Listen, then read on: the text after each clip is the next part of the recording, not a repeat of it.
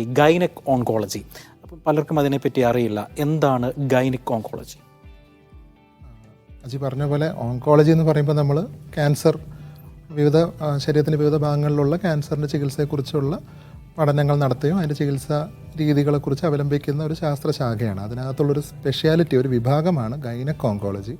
പുതിയതായിട്ട് ഉയർന്നു വരുന്ന ഒരു ശാഖ തന്നെയാണ് ഇത്. സ്ത്രീകളിൽ, പ്രത്യേകിച്ച് സ്ത്രീകളുടെ പ്രജനന അവയവങ്ങളുടെ ക്യാൻസർ, അതായത് യൂട്രസ്, ഗർഭാശയം, പിന്നെ ഗർഭാശയ മുഖം സെർവിക്സ്, പിന്നെ അണ്ഡാശയം ഓവറി, പിന്നെ അണ്ഡവാഹിനി കുഴലുകൾ ഫലോപ്യൻ ട്യൂബ്, പിന്നെ യോനി നാളം വജൈന, യോനി മുഖം വൾവ, ഇത്രയും ഭാഗങ്ങളുടെ ക്യാൻസറുകൾ ഒരുപാടായി ഇപ്പോൾ സ്ത്രീകളുടെ ഇടയിൽ കൂടി വരുന്നതായിട്ട് കാണുകയും ഇതിനായിട്ട് തന്നെ സ്പെഷ്യലിസ്റ്റുകൾ വേണം എന്ന് കണ്ടിട്ട് ഇതിനായിട്ട് തന്നെ സ്പെഷ്യലൈസ്ഡ് ആയിട്ടുള്ള ട്രെയിനിങ് കിട്ടി ഈ അസുഖങ്ങളെക്കുറിച്ച് കണ്ടുപിടിക്കുകയും ചികിത്സിക്കുകയും അതിൻ്റെ തുടർ പരിചരണങ്ങൾക്കൊക്കെ വേണ്ടിയിട്ട് നോക്കുന്ന ഒരു വിഭാഗം തന്നെയാണ് ഗൈനക് ഓങ്കോളജി. നമ്മൾ അതിലേക്ക് വരുമ്പം എന്താണ് ഗർഭാശയ ക്യാൻസർ എന്ന് പറയുന്നത്? ഇപ്പോൾ ഒരുപാട് പേർക്കത് കണ്ടുവരുന്നൊരു രോഗമാണ്, പ്രത്യേകിച്ച് സ്ത്രീകളിൽ.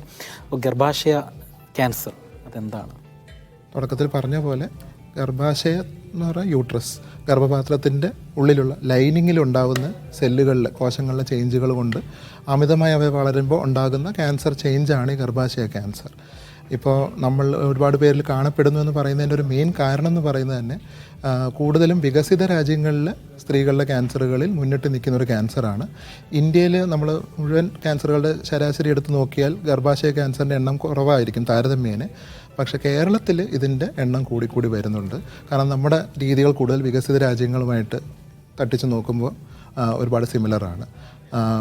ഉയർന്ന ജീവിതശൈലി രോഗങ്ങൾ, കൂടുതലായിട്ടുള്ള നമ്മുടെ ആയുർദൈർഘ്യം, പിന്നെ നമ്മുടെ ഭക്ഷണ രീതിയിലുള്ള ക്രമം മാറിയതിൻ്റെ വ്യത്യാസങ്ങൾ, അമിതവണ്ണം, പിന്നെ പ്രമേഹം, രക്തസമ്മർദ്ദം, ഇതിൻ്റെയൊക്കെ അളവ് കൂടുന്നതിനനുസരിച്ചിട്ട് ഒരു ജീവിതശൈലി രോഗത്തിൻ്റെ ഒരു ബൈ പ്രോഡക്റ്റ് എന്നോണം വേണമെങ്കിൽ പറയാം ഗർഭാശയ ക്യാൻസർ. ലക്ഷണങ്ങൾ എന്തൊക്കെയാണ്?